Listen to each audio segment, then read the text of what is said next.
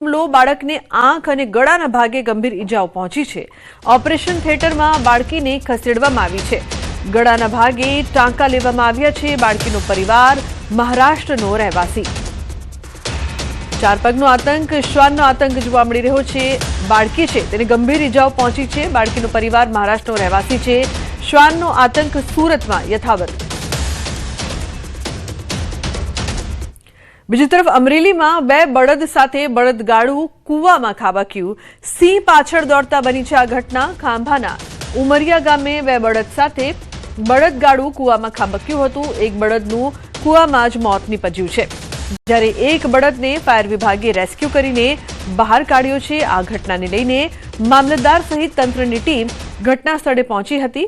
ઘટના કંઈક એવી બની હતી કે ખાંભાના ઉમરિયા ગામે ખેડૂત વાસુરભાઈ કામડિયાની વાડીમાં સિંહ પાછળ દોડતા બે બળદ અને બળદગાડું કૂવામાં પડ્યું હતું। આ અકસ્માતની જાણ થતાં જ ખાંભા મામલતદાર, તાલુકા વિકાસ અધિકારી અને ફાયર વિભાગની ટીમ તાત્કાલિક ઘટના સ્થળે પહોંચી હતી અને ફાયર વિભાગ દ્વારા ક્રેનની મદદથી મોડી રાત સુધી સતત 5 કલાક રેસ્ક્યુ કામગીરી હાથ ધરી હતી। એક બળદને સુરક્ષિત રીતે બહાર કાઢવામાં સફળતા મળી હતી, જ્યારે કૂવામાં પડવાના કારણે બીજા બળદનું કમકમાટી ભર્યું મોત નીપજ્યું હતું। અમરેલી જિલ્લામાં વન્ય પ્રાણીઓના હુમલા વધ્યા છે। એક જ દિવસમાં સિંહ અને દીપડાએ આતંક મચાવ્યો છે। તો લીલિયા રેન્જ નીચેના પીઠવાજાડ ગામે દીપડાનો હુમલો। દીપડાએ 5 વર્ષની બાળકી પર હુમલો કર્યો છે। ખેડૂતની વાડીમાં કામ કરી રહેલ મજૂરની દીકરી પર દીપડાએ હુમલો કર્યો છે। ઇજાગ્રસ્ત બાળકીને સારવાર અર્થે અમરેલી સિવિલ હોસ્પિટલ ખાતે ખસેડાયા છે। આ ઘટનાની જાણ થતાં લીલિયા વન વિભાગ દ્વારા તપાસ હાથ ધરવામાં આવી છે। દીપડાને પકડવા વન વિભાગ દ્વારા પાંજરું મૂકવામાં આવ્યું છે। અમરેલીના ગોવિંદપુર ગામે માનવભક્ષી સિંહણ પાંજરે પુરાઈ છે। સિંહણે 45 વર્ષીય મહિલા પર હુમલો કર્યો હતો। સિંહણના હુમલામાં મહિલાનું મોત થયું હતું।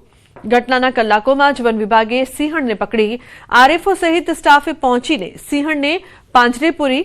માનવભક્ષી સિંહણને પકડવા 4થી વધુ પાંજરા મુકાયા હતા। સિંહણ પાંજરે પુરાઈ જતા સ્થાનિક લોકોએ રાહતનો શ્વાસ લીધો છે। કચ્છના આદિપુરમાં રખડતા ઢોરે બાળકને અડફેટે લીધો। રહેણાંક વિસ્તારમાં બનેલી ઘટના સીસીટીવીમાં કેદ થઈ છે। ઇજાગ્રસ્ત બાળકને હોસ્પિટલ ખસેડાયો છે। હાલ સ્થિતિ સ્થિર। સ્થાનિકોમાં રોષ છે। તંત્રને કાર્યવાહીની માંગ કરી છે। શહેરમાં વધતા ઢોરના બનાવો સામે ચિંતા વધી ગઈ છે।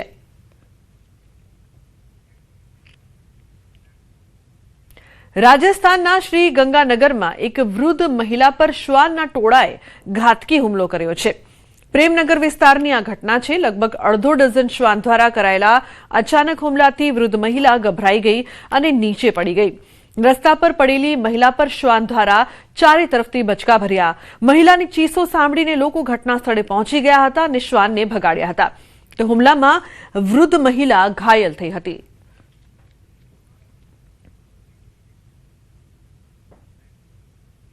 અન્ય સમાચારની જો વાત કરીએ તો વલસાડના પારનેરા પારડી ગામે નહેર વિભાગની બેદરકારીના કારણે ખેડૂતોને ઊભા પાકમાં નુકસાન થયું છે।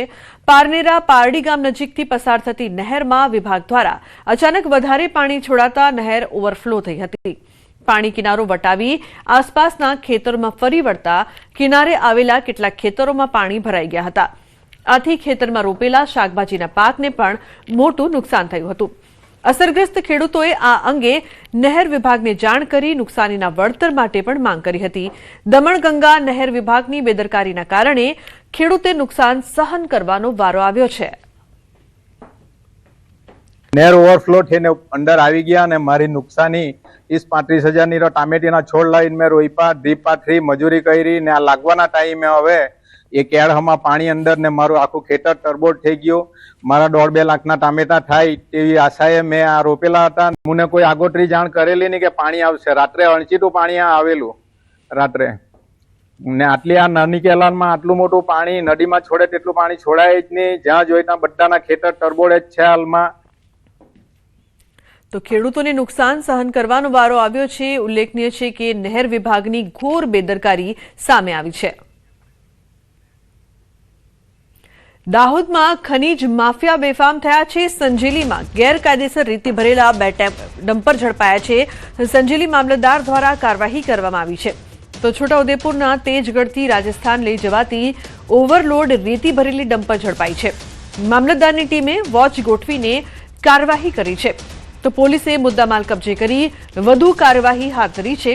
આ કાર્યવાહીને લઈને રેતી માફિયાઓમાં ફફડાટ ફેલાયો છે. ઉલ્લેખનીય છે કે પોલીસે મુદ્દામાલ કબજે કર્યો છે, પરંતુ ખનીજ માફિયા સતત બેફામ બની રહ્યા છે. તો સંજેલી મામલતદાર દ્વારા આ કાર્યવાહી કરવામાં આવી છે.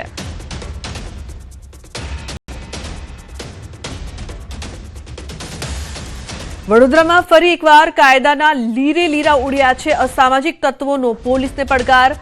ઓફિસમાં બંધક બનાવીને યુવકને માર માર્યો. તો યુવકને ઢોર માર મારતો વિડીયો પણ વાયરલ થયો છે. વિડીયો અલકાપુરીના ઇન્ડિયા બુલ મોલનો હોવાની ચર્ચા છે. કેટલાક યુવકોએ અને એક યુવતીએ સાથે મળીને માર માર્યો હતો. વાયરલ વિડીયોને લઈને પોલીસે તપાસ હાથ ધરી છે. ન્યૂઝ 18 ગુજરાતી વાયરલ વિડીયોની પુષ્ટિ નથી કરતું.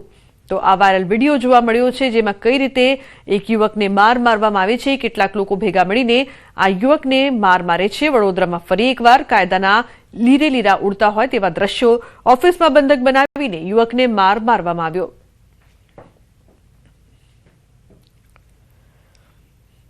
રાજકોટના ભાયાવદર નગરપાલિકાના ન્યાય સમિતિના ચેરમેન પર જીવલેણ હુમલાની ઘટના સામે આવી છે, જેમાં આવાસ યોજનાનો વિડીયો બાબતે વિવાદ થયો હતો.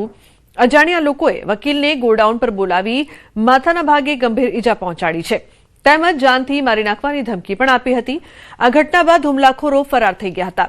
વકીલને તાત્કાલિક સારવાર માટે હોસ્પિટલ ખસેડવામાં આવ્યું, જ્યાં તેમને માથાના ભાગે 3 ટાંકા આવ્યા છે. આ મામલે પોલીસે વધુ તપાસ હાથ ધરી છે.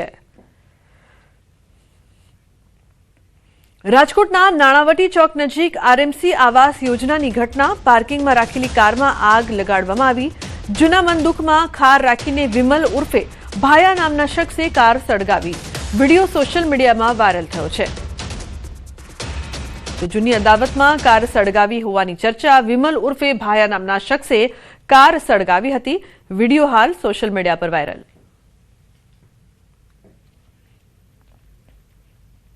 માંડવીમાં બનેલું અલક શક્તિ નામનું જહાજ શારજહાં પોર્ટથી સિમેન્ટનો જથ્થો ભરી યમન નજીક પહોંચ્યું, ત્યારે અચાનક એન્જિનમાં અગમ્ય કારણોસર આગ ભભૂકી ઉઠી હતી.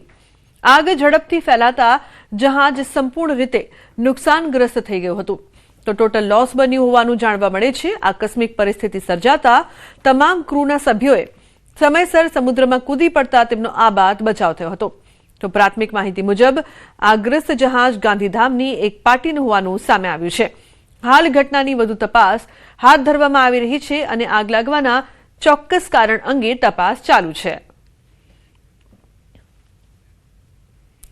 સુરતના કેડિયાબેટ પર લાગેલી રહસ્યમય આગ મામલે હવે તપાસનો ધમધમાટ શરૂ થયો છે.